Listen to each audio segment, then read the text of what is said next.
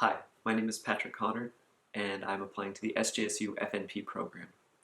I've been a nurse now for the past 3 years. After graduating from nursing school, I started a skilled nursing facility, and then I eventually transitioned to working at a hospice agency here in Santa Cruz County, where I worked as both a night nurse as well as a nurse case manager. I think these roles and experiences have really prepared me for making the transition and furthering my career to become an FNP.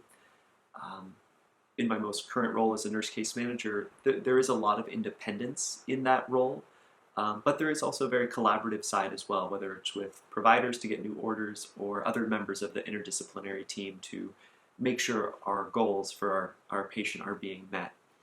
I think this has also taught me a lot about balancing both confidence as well as humility.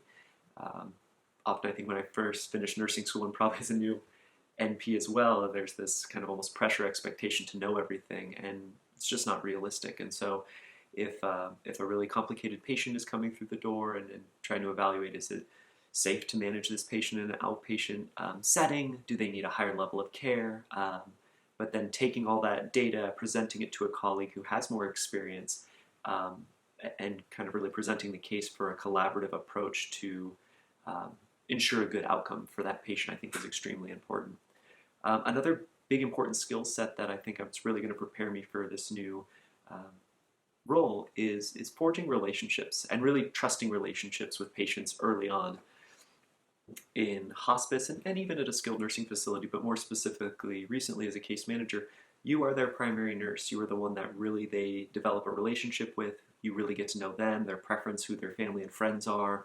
And it's a very special role to be in someone's life in that way. I think as a nurse practitioner, seeing someone in a primary care setting over and over again, having that trust and that foundational relationship is super important if you're going to really provide good long-term care for someone and continue to evaluate.